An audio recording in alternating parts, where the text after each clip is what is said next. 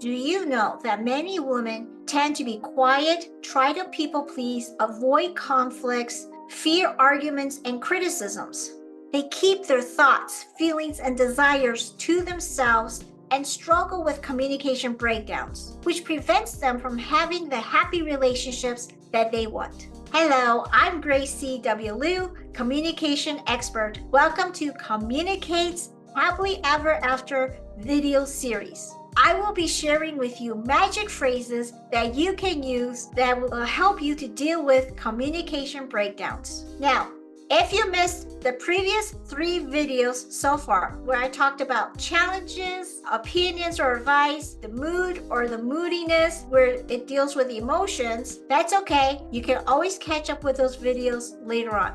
And this video, we're going to be talking about mistakes. So, as I mentioned, and again, it's worth repeating that in the Communicates Happily Ever After, you are the main character. Just like in any story, you know there are the main characters, and the main character or characters deal with challenges. Sometimes they have opinions that come their way. Sometimes they have a certain emotions, the mood, and then, of course, characters also make mistakes.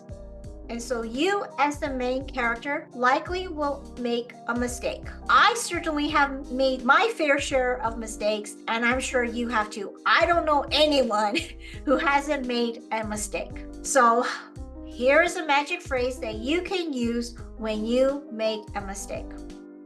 I apologize for, and state exactly what you are apologizing for. What mistake did you make? So you want to state it clearly. You don't want to just say, oh, I apologize, right? When you take ownership of your mistake, you are showing that you are genuine about the mistake you made and that you truly apologize and you're going to make some necessary changes. So if you made a mistake and not calculating something right, then you would say, I apologize for not being careful with my calculations. If it was something that you said, then you want to say, I apologize for stating or for making this exact statement, whatever the statement was, okay? And it might be like, I apologize for stating that I didn't like your hat. I could have been more diplomatic or pragmatic in how I said it. So instead of saying, I hate your hat, I made a mistake of just saying, I hate your hat, or I made a mistake of hurting your feelings by saying, I don't like your hat, when I could have been more tactful, so to speak,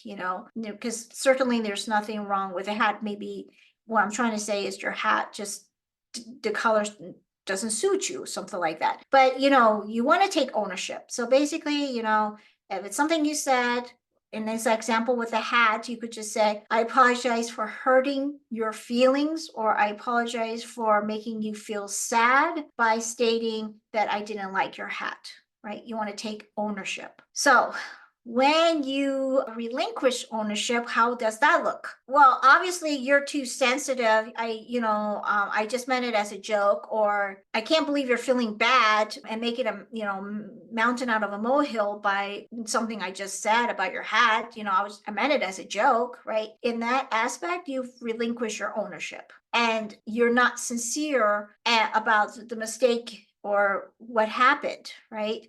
You are not showing that you're genuinely apologetic for the mistake or for something that you said when you relinquish your ownership. So when you make a mistake and you show ownership, that shows that you are truly apologetic, that you are genuine in making your apology, and you are then also showing that you are aware of the mistake and what had happened. And therefore, when you take ownership like that, then that person's going to say, oh, okay, at least they're, acknowledging it to the point where they understand why I'm feeling the way I'm feeling. And, it makes them feel then validated. And who doesn't want to be validated, right? You want to be validated. I certainly sometimes would like to be validated. So if you would like to be validated, then why not the other person? And so you're validating the other person by taking ownership of your mistake, and you're being genuine when you take ownership. So follow up with that with a magic phrase. I apologize for the mistake here, or I made a mistake here, and I've learned now that I need to do this, or I'm going to change this so that this doesn't happen again, right? So like if you miscalculated something, I apologize. I made the mistake of miscalculating. I have now learned I need to double check on figures, not just do it once and say I'm finished. I'm going to now double check, or I'm going to now change it to where I, check here in the morning, and then before I leave, I'll check it again in the afternoon or what have you, just to make sure the figures are still the same. Or with the hat situation, say you made a comment like, I apologize for hurting your feeling by, stating I didn't like your hat. What I've learned is I have to be more mindful with my words.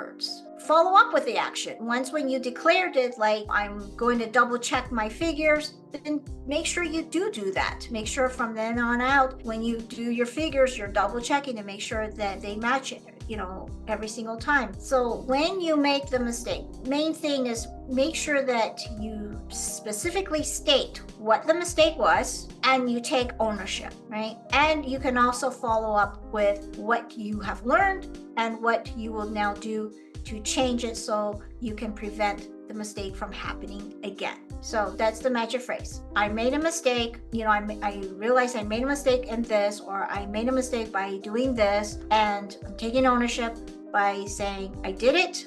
I state specifically what the mistake was that I made and what I've learned and what I'm going to do to change it so that this will not happen again. I'm going to prevent this from happening again because I'm genuinely sorry for the mistake that was made. That would be the magic phrase for dealing with mistakes. And if you or anyone you know struggle with communication breakdowns or struggle with communicating their thoughts, feelings, and desires, then visit my website, GraceSOULutions.com. That's GraceSOULutions.com to see how you can book a free complimentary 30-minute session with me. Yes, complimentary. It's totally free, 30-minute session, no obligation whatsoever. This could change your life forever.